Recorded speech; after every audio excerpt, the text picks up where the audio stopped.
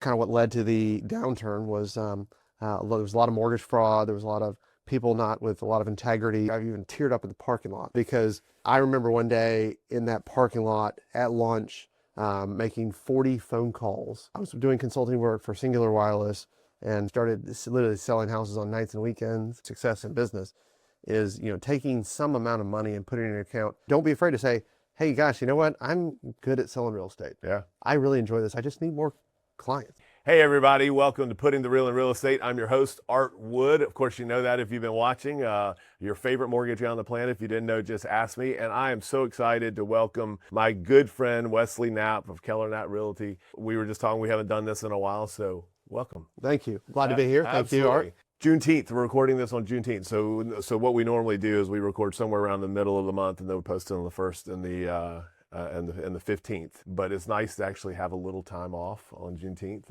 As part of a bank, I don't have to work. Exactly. So I know a little bit or a lot more than most about you, but go ahead and introduce yourself to the public and who you are, family, where you came from, all that stuff. There we go. I'm Weslee Knapp. I'm owner of Keller Knapp Real Estate, which has about 175 agents in Metro Atlanta. And we go from Fayetteville, Georgia, all the way up to Cumming, Georgia. Got a couple offices in between.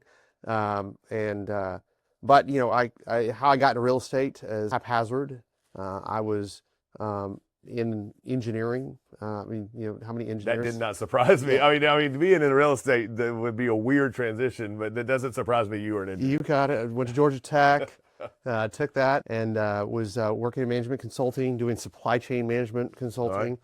And went from supply chain management consulting to, and then bought my first house in Oakhurst in Decatur, and looked around and watched what was going on. And at the time, kind of what led to the downturn was there was a lot of mortgage fraud. There was a lot of people not with a lot of integrity doing lots of, not necessarily all shady deals, but fix and flips that were not going well, and not pulling permits. And I mean, all that's not, anyway. All that kind of worked itself out one way or the other, but I was like, gosh, you know what, if I could do that with a little bit more integrity and also just with a little bit more experience as far as, treating people right, doing the right thing when nobody's watching, those kind of things, that there would be an opportunity for a business there. And, lo and behold, I started literally selling houses on nights and weekends. Okay, so you didn't just quit cold turkey. No, that's probably both good and bad in that regard. The good news is, I had a regular income.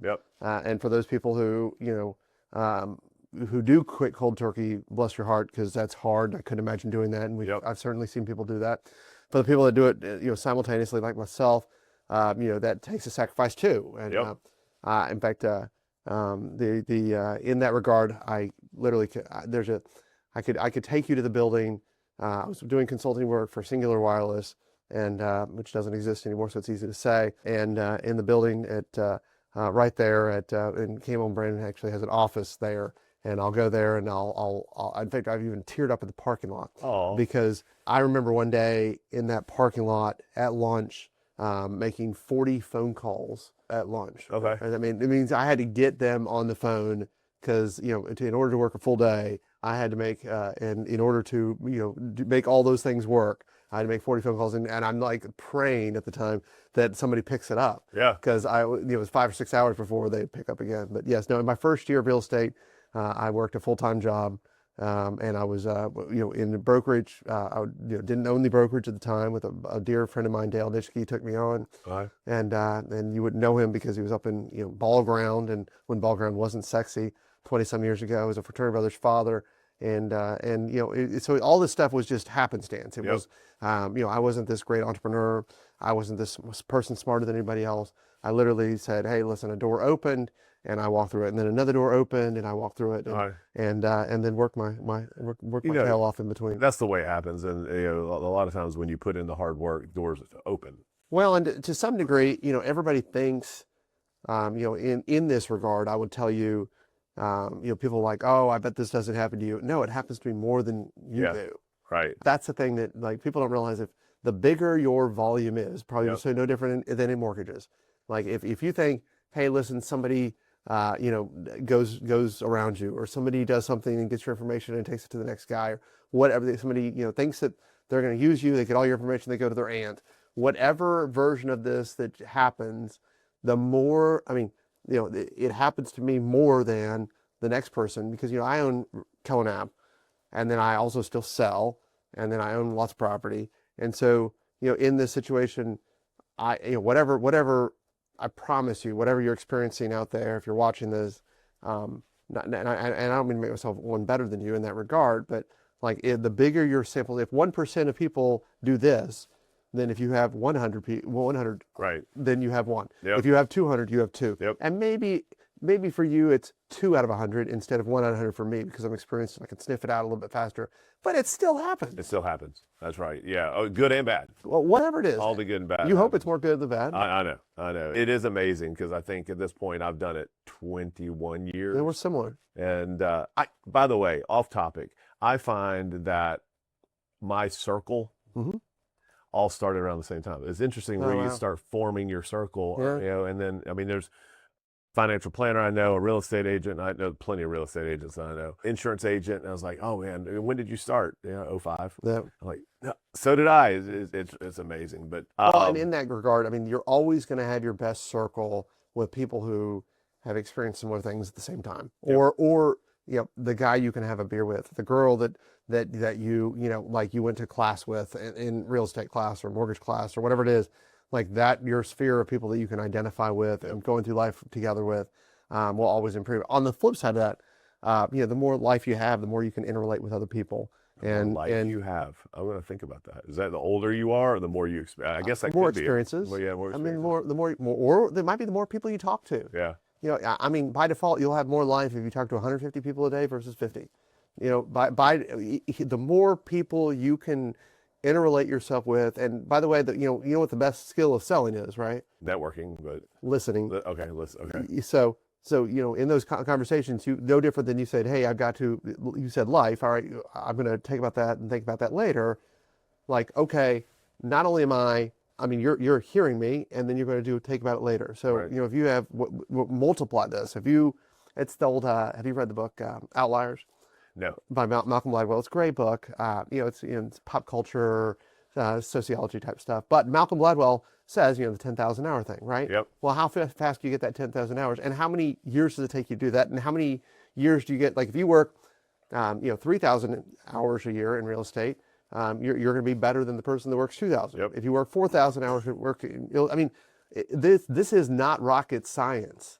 No. In fact, the only thing in my life that I've ever figured out that's rocket science is, guess what? Rocket science. Yeah.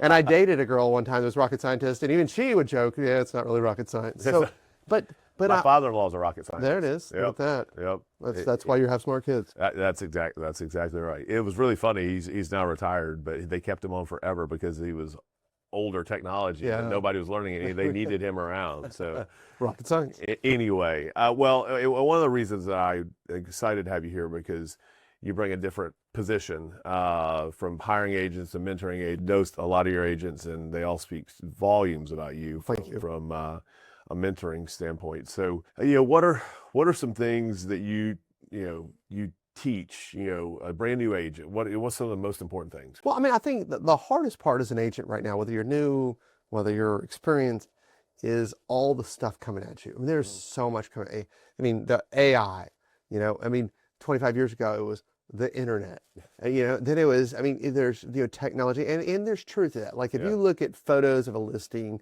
from 8 years ago and you look at photos of a listing now, as long as you're just doing your job, the technology has improved. The marketing has improved. The fact that we're even doing this off of, an iPhone or whatever it is we're doing this off of. This is very expensive stuff, by the way. Don't let it exactly. get you. The fact that we're doing this is fascinating. Yeah. On the flip side of it, the block and tackle of relationships is no different than why you and I are friends. The relationship part of the business hasn't changed one bit. Not at all. Now, you have technology ability to interrelate. You have social media. You have all this stuff that you can do that with. But on the flip side of that, if you were to take your business and you were to shut down all the other stuff and you were to go meet 5 people a day and shake their hands, you wonder why is Artwood? Because Artwood, when he walks in a room, he gets to know every person in the room. Sure. He is, the person that shakes everybody's hands. He is the person that gets to know, their kids or gets to know their people, and he, will sponsor their kids' baseball team. Like those things, those fundamentals with AI, that's part of the business is not changing. Yep. And if you want to figure out a way to focus on yourself, work on that Yep. and work on yourself, and the rest of it will come into play. All right. Speak to work on yourself. Work on yourself means there's everybody, and I practice what I preach. I'm not perfect, but I practice what I preach. Yeah. Is you should have, if somebody says, hey, what's your goal of this month? You should have a goal.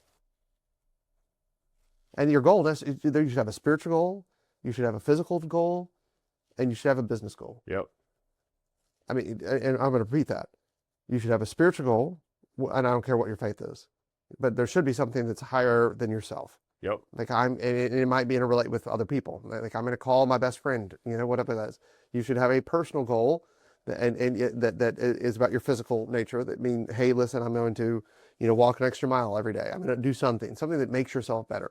And then you need to have a business goal. And in that, it might be reading a book. It might be, doing an extra sale. It might be something. But to some degree, you need to set goals. Yeah. The idea that I'm going to walk through my life without goals and expect a better result than I did last year don't wake up and be like, my biggest thing with my kids is don't be a must be nice person. Okay. You know what a must be nice person is? Yeah, it's like, you drive yeah, that car, that guy must be nice. Yeah, you live in a exactly. big house, must be nice. Don't be that guy. Right. If you want to excel in this world, don't be a must be nice person. And how do you know you must be nice person? It's because you're excelling, you're creating goals. And it doesn't matter if you make the goals, but you're saying, I want to improve myself. And these are my 30-day goals. These are my 14-day goals. These are my set incrementally. When you start saying, hey, here's my year goals, well, that's when you become a must be nice person. Yeah. But when you say, hey, in the next 30 days, I want to accomplish this. And if in real estate, it's hard or in mortgage, it's hard because you don't know. Most of the agents in our company do 20% of their sales volume in 1 month of 12.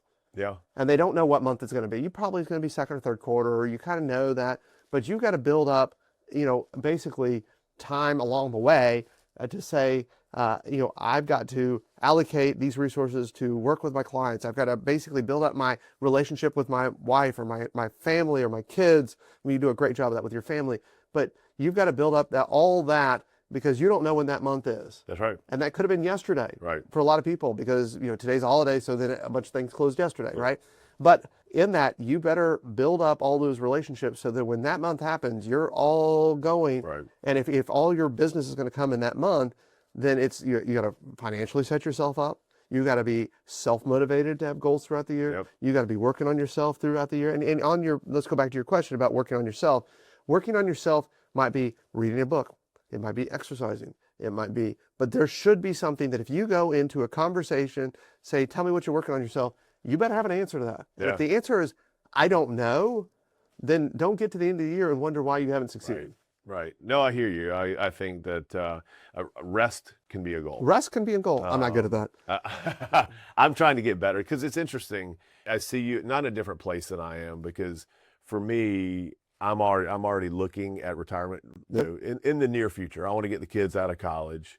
So it's funny when I help other businesses that are new, I'm like, I'm a more seasoned business. My goal every month is to do 8 deals. There we go. And people are like, well, yeah, but even the corporate, they're like, well, how are you going to get better? How are you going to grow? I don't want to grow. I'm really fine. But said differently, so now your goals might not be.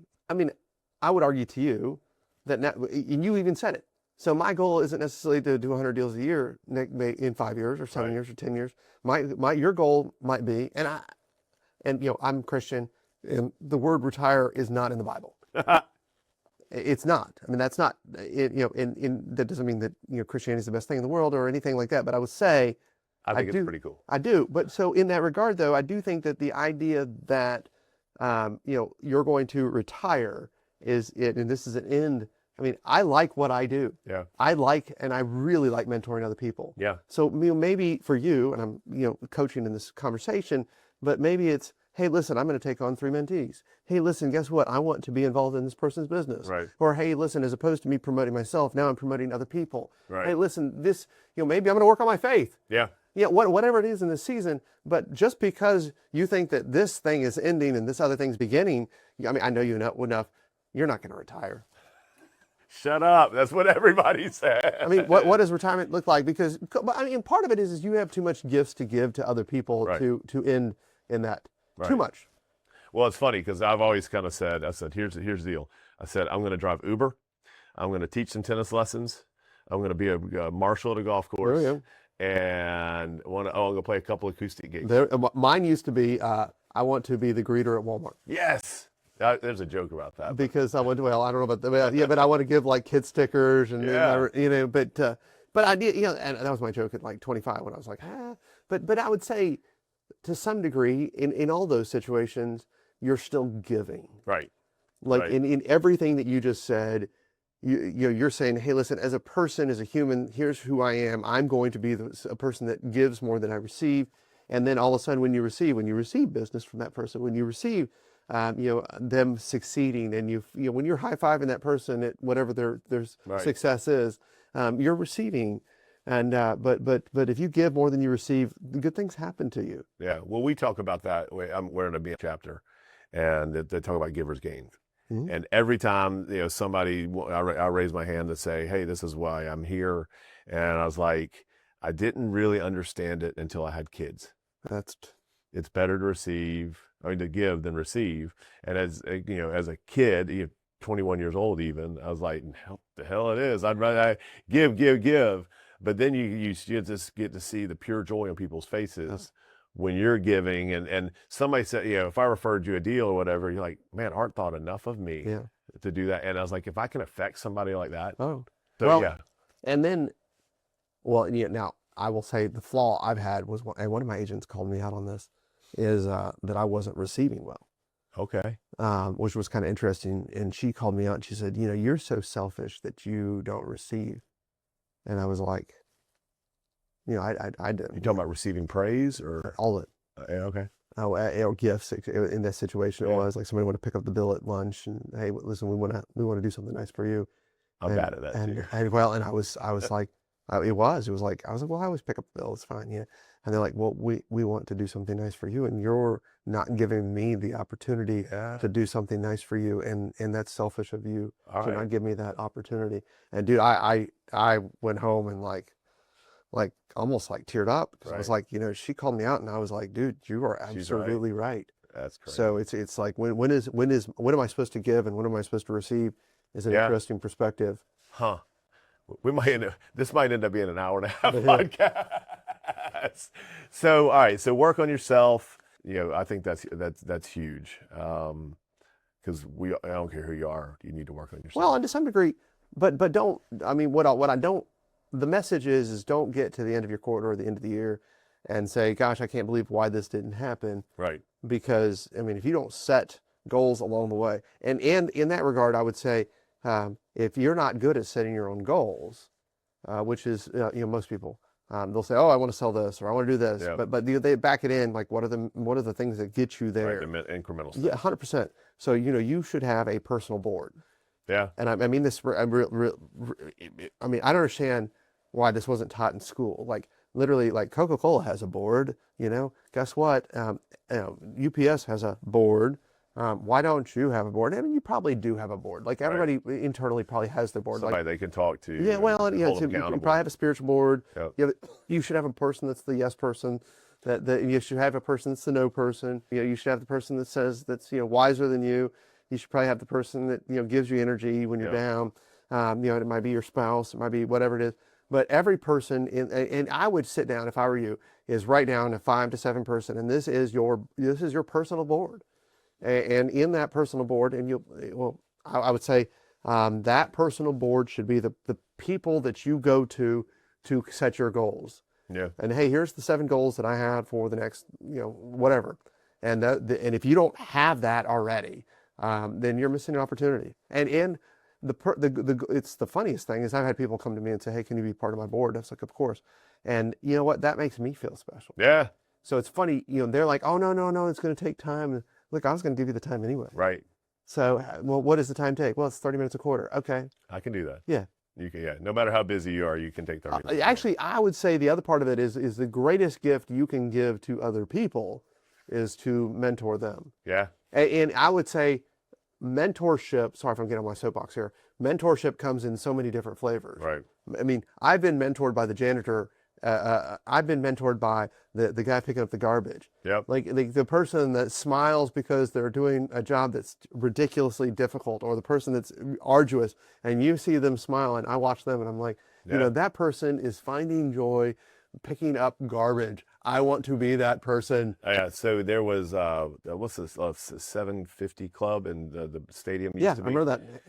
And we went Hey, in. Karen. Yeah, and ladies in there sitting on a stool pushing the button. Yep. Whatever. And she was laughing. And I was like, "How are you?" Whatever. She goes, "It's a great day. I woke up on the right side of the grass." There we go. And I have repeated that a dozen times. I'm like, this girl, older woman, she pushes a button and says hello, basically, all whatever, and she has found joy in that. Well, what is You it? know, What is it? The old Truett Cathy thing of Chick-fil-A is like, what's do you know who needs what is it? It's something like, hey, you know the person that needs a lift. I would love to help you out here. Yeah, the person you're meeting. Oh yeah, that's right. Well, even I did Tucker Business Association last night. I met somebody new.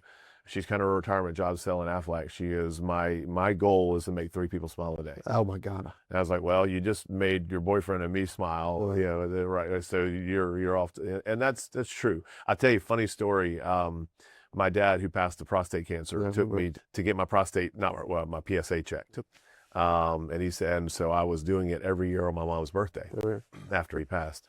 But the last time he went with me, and we had the sourest guy. I mean, and I don't think of it as natural to me, so I don't think about what I'm doing. But we get outside the car, and my dad says, "You're hilarious." He's like, "You were bound and determined to make that guy smile." He's like, "You worked on him, and finally I got it, or whatever." And I didn't realize I'd done that, but he's like, I'm such a people pleaser, which is a positive and a negative. But well, how do you recharge as a people pleaser?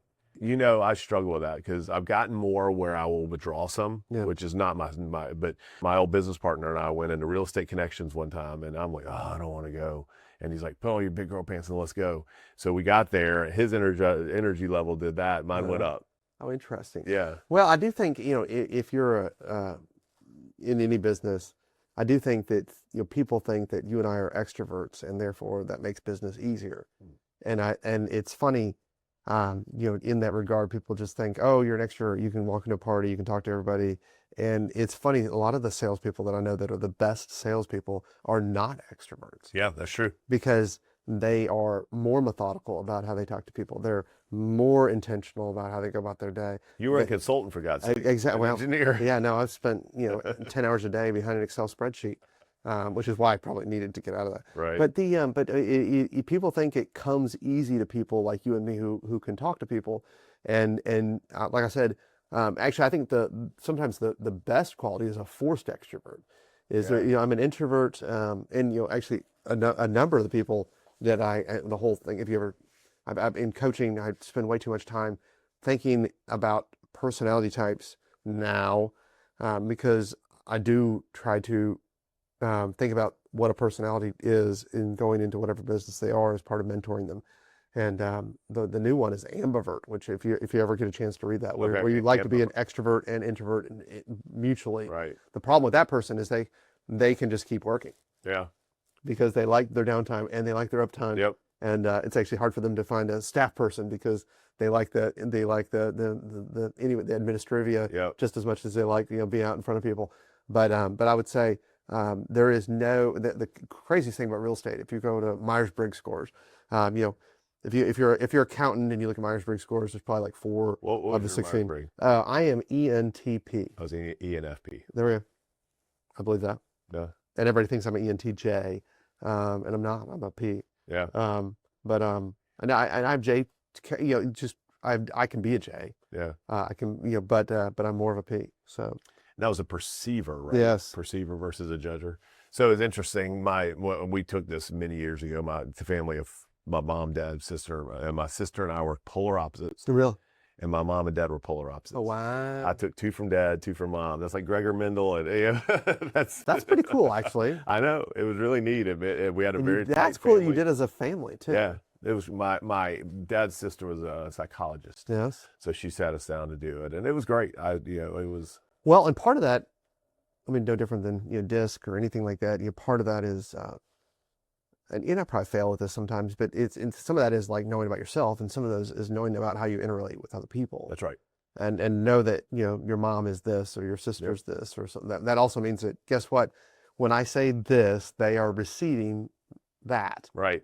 And that is the hardest. I mean, that, in any sales business, back to the, hey, listen before you talk, is just realizing where people are coming from. All right. I think that's the biggest thing, and that's where like an introvert can actually succeed more than an extrovert, because their ability to listen can exceed somebody who is talking. Well, I wonder sometimes, like I'll sit there and say, like, I have the gift of gab. I'm very extroverted. Like, you're unbelievable at that. But to me, like, I'm very not segmented, regimented, or whatever. And I wish I were. Yeah.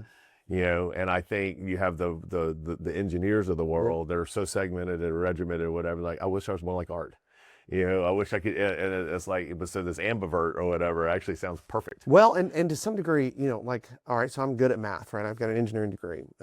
But good Lord, thank God. Now, I'm using AI for writing. Yeah. And one of our agents who has a degree in from a great school at UNC in English. I mean, the number of times I've sent an email to her and said, hey, can you reword this? Which that's, some of that is being taken over by AI, which is great for people like me, because I'm not a great writer. Yeah. But I'm really good at math. So I think what's cool technology wise. I don't know if I'll say I'm a conversational writer. Yeah. So I'm intriguing, but I can't say I'm a good writer, but I would write for some magazines and stuff, and that was before AI. So now some of the blogs that we do we've uploaded all those past articles that says write an article about this, and I'm going, it sounds exact. I mean, that's exactly what I would have said. Wow. It's really neat. So it sounds like your voice. Sounds like my voice. I mean, even the ideas that it generates is like, that's exactly, because I'm not the smartest guy on the planet. I'm far from it. I'm relational. And I think, so when I speak, it's never up here. Yep. It's all, and I shouldn't say down here. I'm not down on anybody's level, but anyway, all right, we got the 30-minute warning, which we're gonna keep going. What was so you did both for a year. Yep. Then you dropped the consulting gig. Dropped the consulting gig, which was hard. I mean, giving up a full-time salary is, and I did it almost 2 years. Lost a girlfriend in there. She didn't think I had enough time for her. Can you believe that? You didn't. I didn't. And I would say in that though, I held on to the job too long. I didn't realize I was an entrepreneur. Not an entrepreneurial family. Didn't. I mean, if you look back on it, like everything I've ever done has been entrepreneurial. I started my own. We started a debate team in high school. We started a mock trial team at Georgia Tech. There's a lot of things that I was doing that was, starting up things. Yep. Was involved in a fraternity that was in the early years at Georgia Tech. I mean, every part of my life has been entrepreneurial. Didn't know that at the time. Sure. Wasn't but couldn't look at myself and read my own book. But I'm an entrepreneur. Yeah. And through and through. And if you're not an entrepreneur, that doesn't mean that you can't be successful in business. But I am an entrepreneur. Yeah. And I like business, and I like people, and I like, making money, and I like improving people. So in that regard, once you look back on it, you're like, oh, of course Weslee did all these things. Yeah. But in the moment, it was just like a door opened and I ran through it. Another door opened. And what was happening was my night job of real estate was more, I was enjoying it more. It gave me a lot more flexibility in who I was. I felt like all the energy I spent in consulting, managing up, I put managing back to my client. Yep. So, there was, the nice thing about owning your own business is you take all that energy and put toward your clients. Yeah. And, if you're in a business, whatever business it is, think about that. Where am I spending my time? Am I managing up? Am I managing down? If you're spending 70% managing up, well, just know that that's what you're doing. Right. And if you're spending, whatever it is, there's organizations that work different ways, right? If your boss is a micromanager, then you're probably managing up a lot. Right. But for me, I took all that energy and put to my clients, and they responded well and said, hey, I want you to help my friends. And then I was like, oh, great, man, I can do this. So then you just stayed on just as a regular real estate agent. At what point did you start? We started Keller Knapp a year in. A buddy of mine, yes, John Keller, Dale Nitschke. It was the two of us, and I had no idea what I was doing, but I was looking around the room and being like, 2 year in real estate agent. Yes. You start way to go.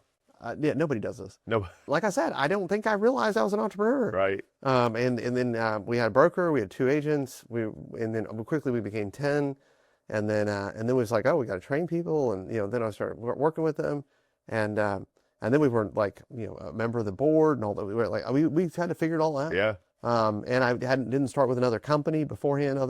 So fortunately the broker was in his 60s and he had been around the block, figuring out how to do escrow accounts and all that stuff. He was a former accountant, so we did everything by the book. But it was and it was grace of God that I had good people around me to keep me out of trouble. But because I was 26 at the time, so I'm 50 now. So we've been at this for 24, 25 years. That's great. That's probably 24. I remember when I first heard of your company, I was like, well, is it related to Keller Williams? Well, and in full disclosure, we're in the next by the end of the year we'll have dropped off Keller. It's going to become Knapp Realty. Okay. For that reason, but because of it just makes sense at this point. We probably should have done it 10 years ago. Right. Any marketing person would have told me, again, like I'm an entrepreneur, but that doesn't mean that I'm good at marketing or anything else. I just take advice from other people. But we're at that time where we need to drop it. That's great. And then, so at what point did you start opening up your second office? We existed for a long time before we opened an office. Okay. And then we had some success, and it was 2 things. We had some agents that were succeeding, and then the second thing was we had my 2-year-old could open the door to my office. So once that happened, I needed to find an actual office. So thank goodness for Bennett being that kid. So we opened our office in 2009. So we've been in business for 6 years or something like that. Okay. 7 years before we opened an office. And I do think that is a when you talk about adding overhead to your business, you're either a top line business or a bottom line business. Too many people are just a top line business. There's people that literally like, well, I sold $1 million and then they tell you, but yeah, my expenses were $1.1 million. That's it. Yeah. But like you have that conversation a lot with self-employed bars. Oh my goodness, it is crazy what people do, but it looks great on Facebook. Yeah, great. But actually, I remember one time we had a tenant one time, and they're like in a commercial building that I owned, and they're like, well, the reason why we're not successful is because of the rent. And I went through their entire P&L, and I was like, just so you know, if you made your rent 0, you'd still be losing money. Like you can't make that up in volume. Like you don't just produce widgets more. Right. If your widget is every time you sell a widget, it's negative. Yep. And they said, well, what should I do? I was like, you should shut down now. Yep. Because you haven't figured out the cost of goods sold. Yep. Therefore, you don't have a business. My dad had a truck and auto parts warehouse. He majored in history, and he ended up being an entrepreneur. Yeah, which probably helped you, I'm sure. Oh, absolutely. And I'll tell you what, I'll probably learn from that more than anything is freedom. Yeah. Like I said, I was able to move everything away and go follow my son play golf last 2 days. Yeah. Good for you. That's good. Good. It was great. And he actually thanked me for that, which is 17-year-olds, and thank you for going with me. That was awesome. But, oh gosh, I was talking about my dad. I just flew off the hand. What were we talking about? You're fine. What were we just talking about? The parts business? Yeah, but he was, I don't remember. You're fine. But just the freedom of being that entrepreneur, of being able to dedicate the family time. I remember what I was going to say. Yeah. He would train people up, and they would leave, and they would start their own businesses. Yep. Every one of them failed. Oh wow! Because they thought they could do what he did. Because all they saw was he'd bring in this at this price, fix it up, and sell it at this price. Yep. That was 100% markup, or whatever it was. Yep. They didn't talk about rent, insurance, lights, warranties, all that kind of stuff. Every one of them failed. So I know that top line folks is like, well, I brought in, every time I borrow, self-employed borrow, I'll make $300,000. I'm like, that's fantastic. That's bottom line, right? No, that's top line. Well, what's your bottom line? I don't know. I got a good CPA. I'm going, well, then we're probably talking about a bank statement loan. Yeah. Well, and in that, what's your savings? You can make $300,000 a year, and oh, by the way, I don't have any savings.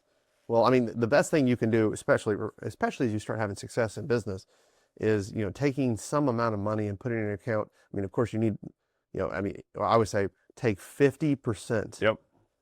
And put it in a separate account. Especially if you're self-employed. Especially if you're self-employed. Yep. Just start at 50. Yep. I thought that was crazy. My first job was a tennis pro. There we go. And I'm not surprised. I went to my old accountant, my accountant teacher in college, and I'm like, hey, I'm going to be 1099. What do I do? I got to save taxes. Just put 50% away. Mm-hmm. And I'm like, no, I'm not going to make that much money. I was going to make 30, 35. I can't live off that. Well, That's figure right. it out. Oh, and I did. I lived off of it and had money left over. Well, and if you're young, I mean, good Lord. At 50, I'm basically the beneficiary of the savings I had when I was 22. Yeah. Like right. the time value of money is ridiculous. Oh, exactly. And my grandmother told me that. And I don't think most people hear that. Like most people don't know to do 50%. Most people don't know to save money when you're 22. But well, even first-time home buyers closed yesterday, and that's cool. I'm glad we're buying. We need more first-time home buyers. I know, and one was very confident, the other was like scared to death or whatever. Yep. And I was like, congratulations on your first step towards wealth. Yep. That's like all you have to do is pay your rent. Well, I mean, here's my public service announcement, and I mean this sincerely. When I started in this business when I was 26. The average first-time home buyer was 27. All right. Right now, the average first-time home buyer in America is 38. Yep. That wealth accumulation for 11 years. Yep. But you think about this: if you're going to live to be, let's say, 75, and you essentially really can start your wealth accumulation at, let's say, 25. So you have 50 years of wealth accumulation. You probably stop work when you're 65. So you really have 40 years. 40 years of wealth accumulation, and you just lost 11. Yep. You just lost 28% or whatever it is. So how do you fix that? I mean, you can't go back and fix the wealth accumulation, but why is that? Is it because cost of living has gone up? Well, I mean, unfortunately, I think we're going to extend our life to 85 by the time we die, so that helps. Yeah. I do think the answer is that we need to educate people. I mean, I think some of it is that those kids now were, real estate in the downturn was a four-letter word, Yep. right? Because their parents, had some issues during real estate. So Yep. some of that's knowledge. Some of that is people. We live in a more nomadic society where people don't want to be tethered to yes. I do think that the idea that you can turn it over to rental in situations is like you need it because there's if you're buying something, you should have multiple exit strategies, and the idea of just fundamentally that, hey, listen, I don't need to live in the best place in the perfect spot. I'm okay to live on the side of town that isn't as sexy in order to have wealth accumulation is okay. Yeah. I mean, that's what I lived in. I bought my first house in Oakhurst. Well, you think, okay, guess what? That's sexy. Oakhurst in 2000, Oakhurst was not sexy. No. So, I mean, in that situation, I mean, people called me the only heterosexual white male, single white male that existed in Oakhurst all at the time. Oakhurst. And that might have been true. Right. Well, I mean, Eastlake was, I remember going down the first year they had the tour championship. Yep. And late 90s or early 2000s? Early 2000s. And the police were there laying a sheet over somebody has part of the... I was like, oh my gosh. But it is amazing. My mom owned a building in West Midtown near Bacchanalia. Yeah, wow. And we had not gone down there in 15 years. The rent just kept coming in. They didn't call, and all I'm going. Yeah, it's crazy. Holy smokes. Yeah. So, all right, last question, because I think we may have to have a part two because I've enjoyed this immensely. I'm learning stuff. That's part of being a board. You get to go back and do that stuff. But what is one mistake that you can look back over 20-something years that you made that was maybe your worst mistake or something that was avoidable? I probably wish in my life, and this has been a theme for the whole conversation, probably is listen more. Yeah. Yeah. Because I thought early on that the way to sell was to keep talking. And when I stop and I listen, in general, I have a deeper relationship with people. I remember facts about people. And this is not necessarily a natural thing when you're an extrovert. That's right. No, you're 100%. And that's why sometimes being an introvert can be a bigger strength. But I would say if I could take the time and stop and take all, I mean, like seriously, like if you're in business right now and you're whether it's a war or whether it's politics or whether it's religion or whether it's AI or whatever it is, there's so much around there. Just stop, look somebody in the eye, and listen. Yeah. And hear them. I mean, when I say listen, I want you to stop looking them in the eye, and I want you to like see their soul. I want you to listen through them so deep that they know that, then, and I wish I did that more. I have a friend who does that. And not only does he listen, but he takes his whole body and it faces you. Really? And he looks at you like this. That's great. And I'm telling you, that is like, you want to get business in this world, be that guy. Yeah. That's it's interesting because. And if I would say, even if you don't get business from it, gosh, aren't you more fulfilled? Oh, absolutely. Absolutely. I have a similar problem. And I've been told, it's like, art, you typically don't get deep. It's like you're sprinkling a little art dust, Yes, everywhere, and art dust. Yeah, whatever. It's just a little art dust everywhere, and so there are some times where I'm like, all right, shut the fuck up. Yeah, well, and to some degree, yeah, it's like, well, your greatest strength is always your greatest weakness, right? That's right. So always, and if you think otherwise, but yes, but as I turned 50 this year. So then I think of, like, what do I want to be in the next, and I do think of life. If you ever read the book Halftime, it's a good Bob Buford book. Okay. And it talks about life being 4 quarters, and you hope to get 3, and the 4th quarter is the bonus, right? And I always think I'm gonna live to 100. So that's how I just base myself off. So I started my 3rd quarter. All right. And what I want to do is intentionality and relationships. Yep. I figured I can make money.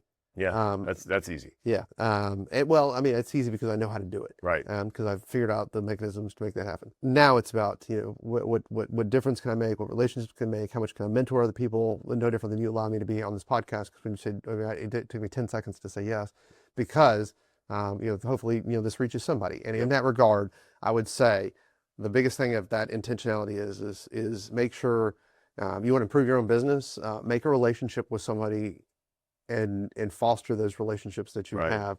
And I guarantee that if you have 10 people, 9 of them will want you to succeed. One of them can't do that. You will have a friend. Yeah. Guaranteed. If you're starting your own business, whatever business it is, one of your friends will be jealous of you, and don't let that get you down. Yeah. But 9 of them will want you to succeed, and and don't be afraid to say, hey, gosh, you know what? I'm good at selling real estate. Yeah. I really enjoy this. I just need more clients. Yep.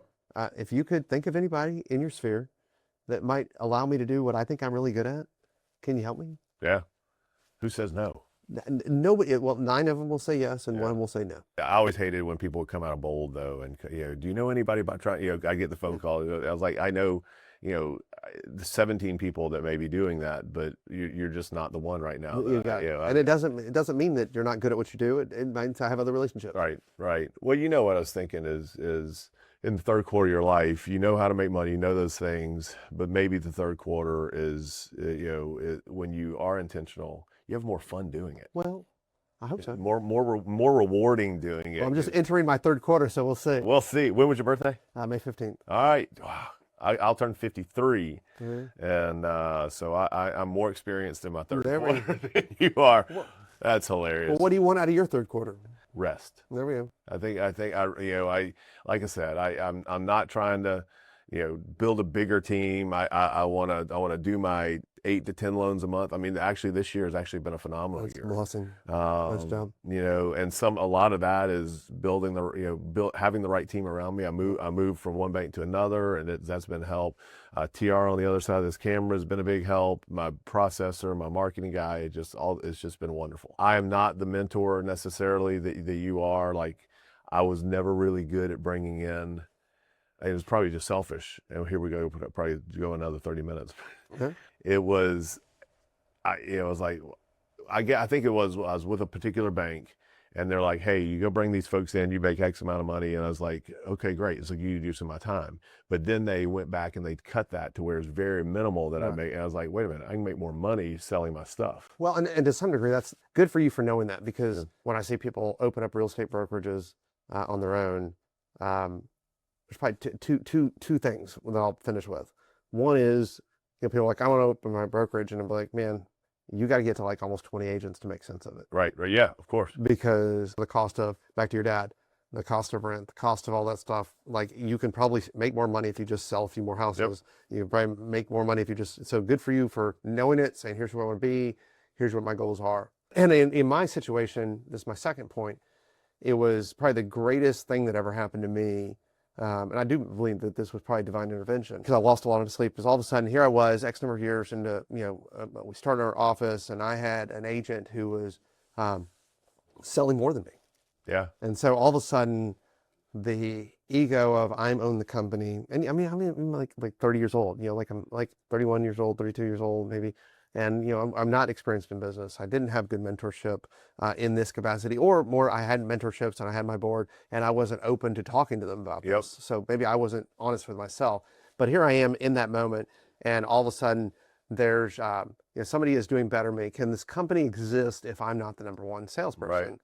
And so I lost, let's say, 3 nights of sleep, which is probably a real, probably 7. And I was like internally, like, God, what am I supposed to do? Who am I supposed to be? And then I changed myself to say, you know what? I'm not about serving myself. I'm here to create a company that's serving other people. Yeah. That It's a big changed step. Yeah. my life. Yeah. Like I say that almost tearing up. Yeah. Because like when all of a sudden I changed my life to serving myself, to serving other people, like I recruited more agents. Yep. I got more business. Yep.